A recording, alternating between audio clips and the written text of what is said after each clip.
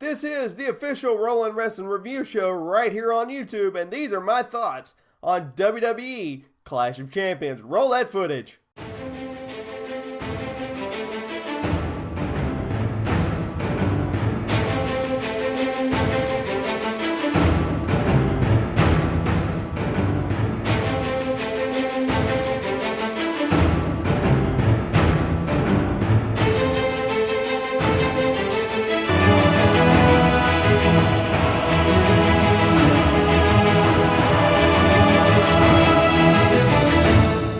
How you doing, everybody? My name is Brandon Duchair Craven, and this is the official Rollin' Wrestling Review of WWE Clash of Champions. So without further ado, oh, and by the way, that opener that you saw of mine, I had no idea WWE was even going to be remotely close to that last night for their opener.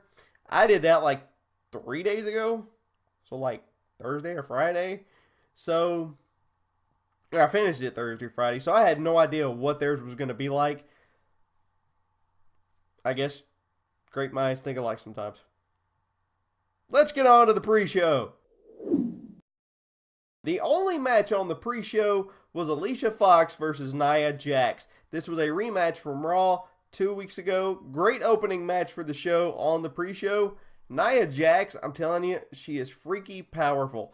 I think she's been spending time in the gym with her cousin Dwayne. The Rock's her cousin, if you didn't know. Alicia Fox was able to show some really good stuff in this match. I saw a lot out of her last night that I hadn't seen in forever out of her. Overall, it was your typical powerhouse versus speedster match. Nia Jackson in the winning it. Overall, 3 out of 5 stars. Now let's go on to the main card.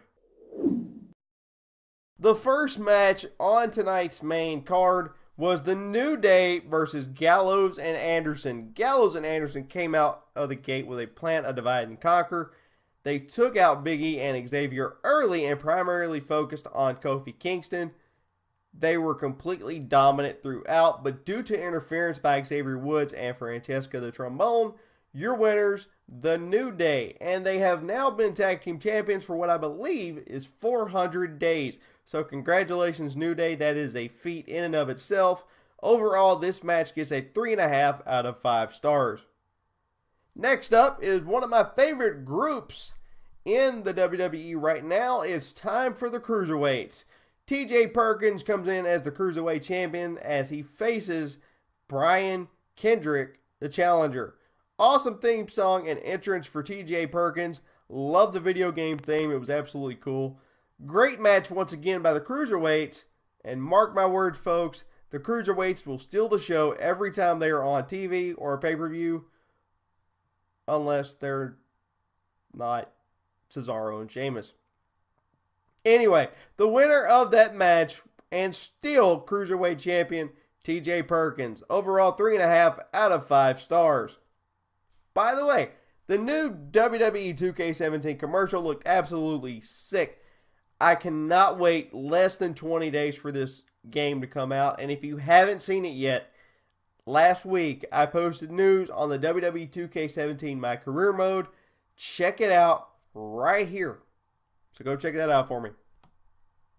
Next match on the card is match number 7 of the Best of 7 series between Cesaro and Sheamus. Could Cesaro mount the biggest comeback of his career, or did Sheamus put the final nail in the coffin of this amazing rivalry? I honestly hated to see this one come to an end. They upped the bar yet again in this match. The match had to be stopped, whether it was a legit stop or for storyline. It was probably one of the greatest matches on a pay-per-view. And ladies and gentlemen, this match right here gets my very first 5 out of 5 stars. I cannot say enough about this match, and honestly, it'll be interesting to see what happens to a potential match number 8, because this one ended in a no contest. But honestly, if it goes to match number 8, I'm not complaining, because that is how good this match was. Next up is Sami Zayn versus Chris Jericho. In this match, you had the veteran Y2J and the underdog from the underground, Sami Zayn. Great match. Your winner after a code breaker, Chris Jericho. Overall, 3 out of 5 stars. Next up is the triple threat match for the WWE Raw Women's Championship as the champion Charlotte takes on challengers Sasha Banks and Bayley. Fantastic match by the women as always. A couple of highlights for me. Well, one highlight for me was Charlotte hitting a double moonsault on both the challengers. I had 2 problems with this match. My first problem was Dana Brooke's constant involvement. It was ridiculous how much she was getting involved. This was not a fatal 4-way match. I know there's no disqualification in a triple threat match, but still, it was ridiculous how much she got involved. And also Bayley being treated, in my opinion, unequally. True, she got her moments in this match, but it just felt more about Sasha Banks and Charlotte.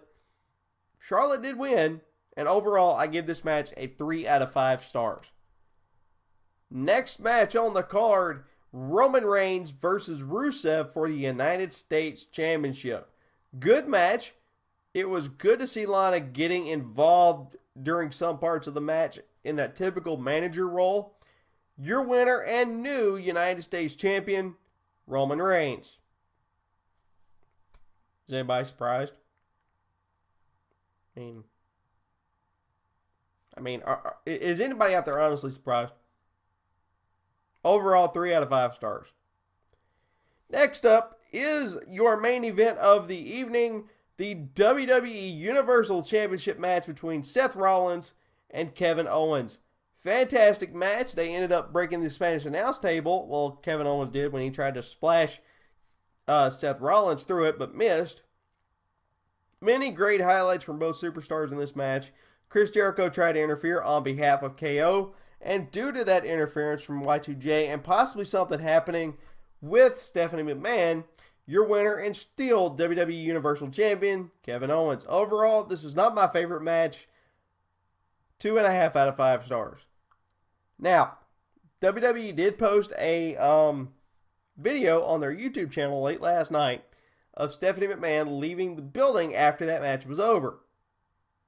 You can go watch it. I won't spoil it for you. But it furthers the storyline. Go check it out and give me your opinions. Let's take a look at my match of the night. My match of the night, obviously, goes to match number 7 of Sheamus versus Cesaro. Again, it ended in no contest, but still, in this match, you had Cesaro pull out a 619, not as good as Rey Mysterio, but still. Rey, we need you to come back now so we can find out the true master of the 619. Also, Cesaro completely spiked himself on a suicide dive through the ropes.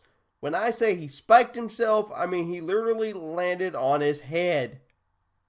So, you know, it's a wonder the dude didn't kill himself.